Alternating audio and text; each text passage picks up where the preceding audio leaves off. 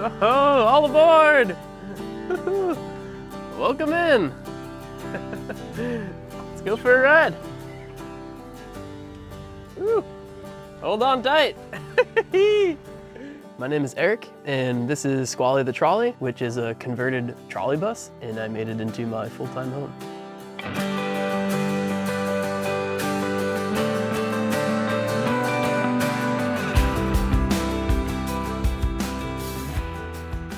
I came up with this mantra quite a few years ago, which was stay wild, and it's been kind of these two words that I've really held on to. For me, myself, it's like rock climbing and art and the freedom of the road, and stay wild has always been this mantra that I come back to that pulls me in that direction.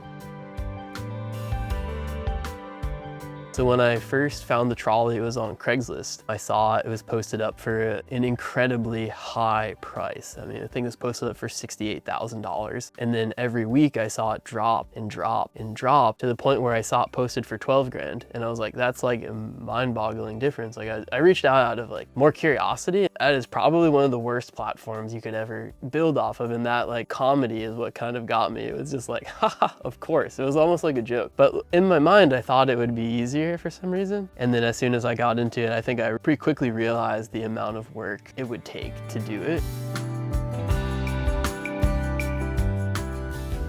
The entire floor in here completely needed to be redone. Right now it is galvanized sheet metal, insulated with 2-inch rigid board, and then it has all of this wood over it. The driver's seat is a theater seat from 1940. And this seatbelt goes through the structural frame of the trolley. The amount of time I've spent behind this panel right here is insane. This whole panel tilts forwards. All of the trolley is electric, needed to be completely redone. I don't know what had happened with it, but all of the wires were burnt and needed to be replaced. This is kind of the front area that has just a few of the things I found in my travels, just things that kind of bring me joy when I see them. Little skull collection that I found. Nice sticks that I like, and pieces of old climbing gear. And so I have a scroll top desk here, which is faced all in mahogany. I tried to keep the weight of the trolley down as much as I could. And so the whole thing, I brought it on a scale and it was 13,000 pounds. And 13,000 pounds for a 25-foot trolley with all wooden interior of hardwood seems like pretty good. So I tried to shave off as much weight as I could. And this zone right here, when I'm driving, I can just close the front really easily and then open it up when I get somewhere. Got a banker's lamp that I can use to see what I'm working on at night. My typewriter that I do a lot of journaling on, as well as all of my drawers for my art supplies. And I use these pieces of climbing gear to keep each of the drawers closed when I'm moving. And then you can just quickly turn them over to the side and then pull out each drawer. I work in carpentry, and I have all my cordless power tools that work with this job site radio, and it unfortunately fell off the roof one day and got completely broken apart. Still ran on 12 volts, so I just took it apart, bolted it on top of this radio housing, and then wired it into the trolley's electric system. And I have 4 speakers all around the trolley, and it has like really good surround sound. In the front, I have the candelabra, which I made. It is all of these pieces of PVC with, I guess it would be a light socket in each PVC, and it's all glued in place. And I have all these bittersweet vines that surround the space.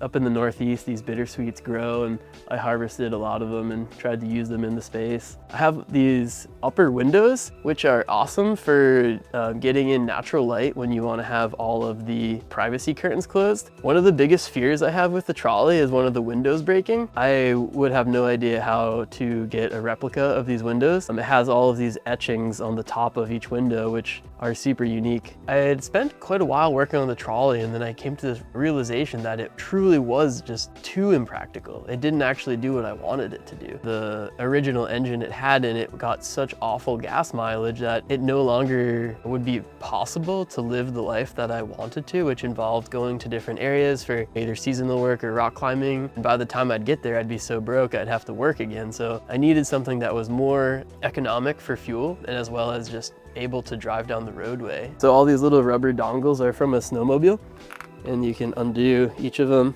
This is the crown jewel of the trolley. It is a Gen 4 LS engine. It's the L92. So this came from Yukon and is very heavily modified. Right now it's getting a little over 10 miles per gallon. I more than doubled the gas mileage by doing the engine swap.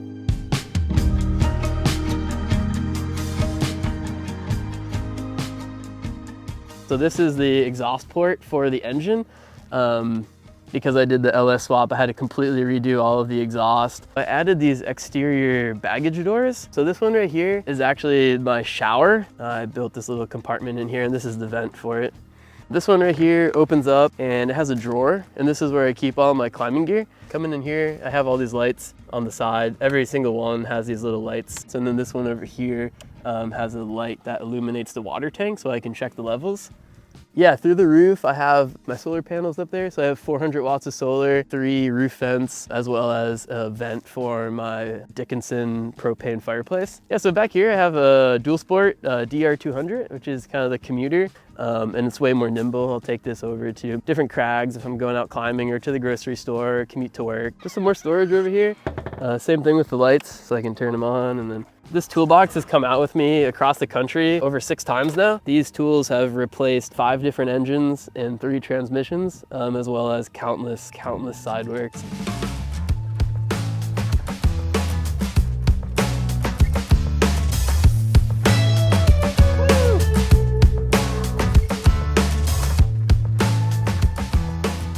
One of the places in the trolley I've probably spent the most amount of time is under the hood. The whole front of the trolley swings out, and then underneath here is where you access a lot of the electronics. I had to redo all of the electric for the engine. So this is the fan controllers for the cooling fans, and then all of the bus bars for everything associated with running it, the tail lights, backup lights, wiper blades. I have this little zone right here. It kind of holds all my spare fluids, and this one's kind of funny, a little kombucha bottle for my radiator overflow. I've always wanted like a zone to have all the stickers. These are all the different components that were put into the motor, between the piston rings and gaskets and exhaust. And I tried to add storage everywhere I could in the trolley. One of those places was the front step. I welded another compartment underneath the front step and then added a hatch. I redid the doors. Definitely a time-consuming process because the original doors were just glass and metal. So I wanted to add some wood, as well as these brass handle pulls. And I wanted it to lock, which making a locking bifolding door was a fairly complicated process. So I welded a metal frame, and on the inside, I have this Fox lock. It has this rod that goes up. So here I can manually do it, but I can also do it with the key, where you can pull this knob and raise and lower this rod, which will go into the door jamb. So that's kind of how I lock it.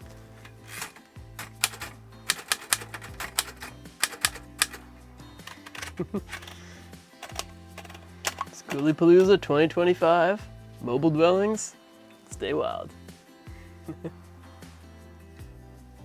Oh hey, this is Justin from Mobile Dwellings, and I apologize for the brief interruption, but if you are also building a rig like Erik's, or maybe renovating an RV or building a school bus conversion, and you need to buy solar panels, lithium batteries, inverters, or mini splits, my go-to source is signaturesolar.com. They have the best prices on almost all of these products, and you can buy it all in bulk and have it shipped to your door, and you can be ready to build. Check out signaturesolar.com in the link below, and you can use my coupon code MOBILE50OFF for $50 off your order. In the future though, this coupon code may change, so check that description for an updated code. Thank you so much for watching this, and back to Erik's tour.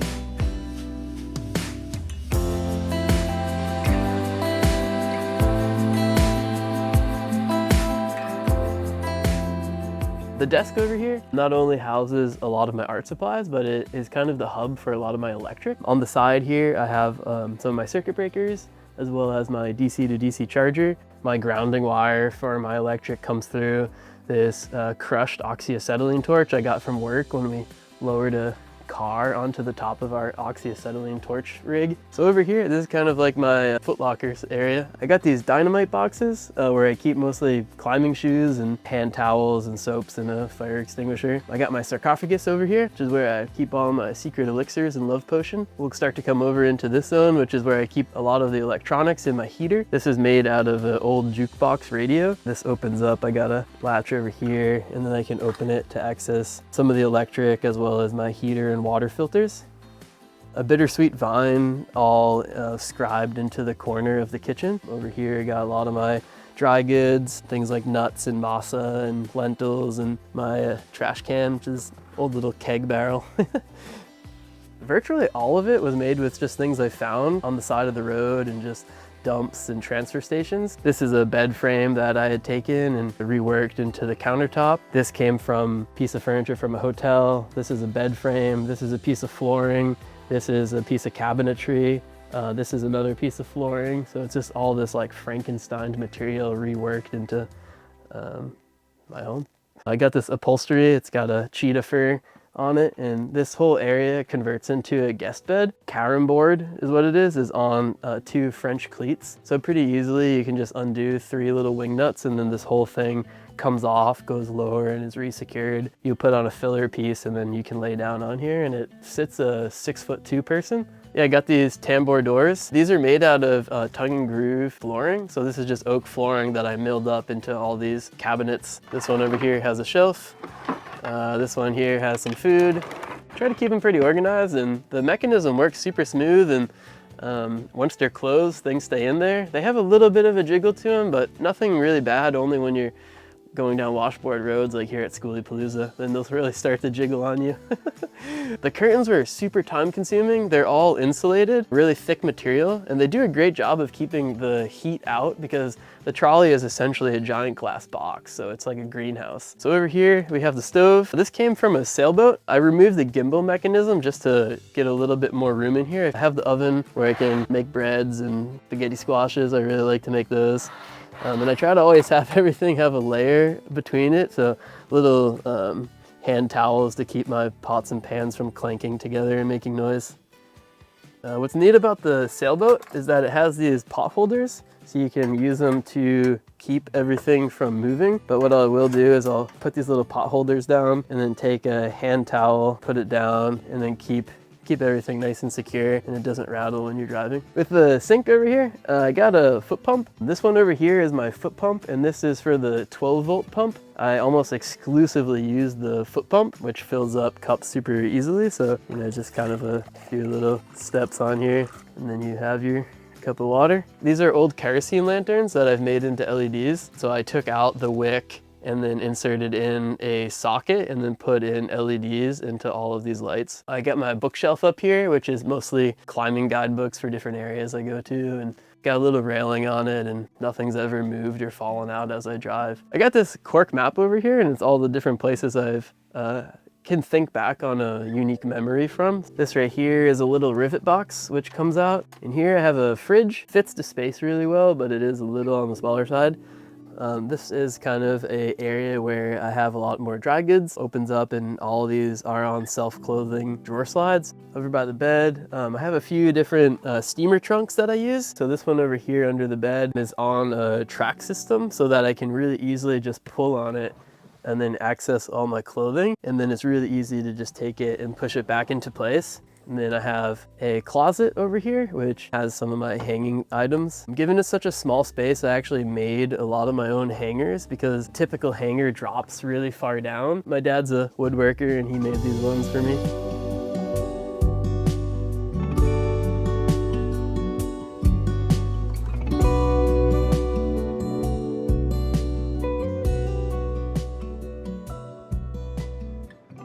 The trolley's aesthetic is absolutely not mine whatsoever. I feel as if I'm an artist, and this kind of built itself. It just required my work. I'm definitely, the way I construct is more like Hobbit style, and like this forced me to do something that I don't typically do. Like this level of deluxe is not how I really live my life, but I've kind of like fallen into it and allowed it to consume me. You look at the way I lived prior to it, creepy van mode, but to the max. I spent a little more than 3 years of that in a Jeep Wrangler. So the Jeep started in 2014 and then lasted until around 2021. And over those, 6, 7 years, it was really a seasonal rig. So I'd use the Jeep to go out and work different jobs and go on some climbing road trips. And then one winter I was working on the trolley and came to a realization that the trolley wasn't going to be done. And so in like a last minute decision, I built a cedar tiny house on top of this Jeep Wrangler, and I took that across the country and lived in that for quite a while. The trolley really came to be because I had a really talented woodworker see the Jeep and take me onto his crew and show me how to do woodworking. Some of the most impressive parts is just the different work I took on in order to pay for the build. Throughout time, I started off cleaning and servicing chimneys, and then I was a bartender, and then I was doing lobstering, and then I was a mechanic, a carpenter. My sticker business has paid for quite a lot of the trolley, actually. The trolley was a max effort for me, but it showed me that I'm capable and I can learn these skills and can bring things to life. Yeah, I have this propane fireplace here. Super nice ambiance, and it also is just more like a redundancy for my heating systems. Behind here, I have my bed. My mom was at the thrift store and was like, "Hey Eric, I saw this like bedding at like the thrift store. Maybe you'd like it." And I was like, "Oh, I'll go take a look." And yes, totally the vibe. It was like 10 bucks or something. Down by the foot of the bed, I have these storage compartments, just lift off. And in here I have some extra bedding and towels. And then over in this area I have some like day packs for going out hiking or climbing. Yeah, I have full privacy curtains, which are all insulated, and these come down really easily. Just undo the clasps and lower them. I have a roof vent right above my bed, which I can use to go in or out for airflow. And then in here I have these boxes I made, which pull out, and this one has socks in it, and the other one has like some other undergarments. I came from an automotive background, but I had to learn so many things in order to accomplish this project. So I think it just showed me that I'm capable of growth and of learning. I think now that it's done and I'm able to travel with my home, it just it shows me that it seems a little like unknown right now. But for now, I want to do nothing. I want to have openness and possibilities, because the trolley for so long was just the focus. And right now I'm a little out of focus. And I think I'm now really leaning into that. Not having a plan is kind of my plan.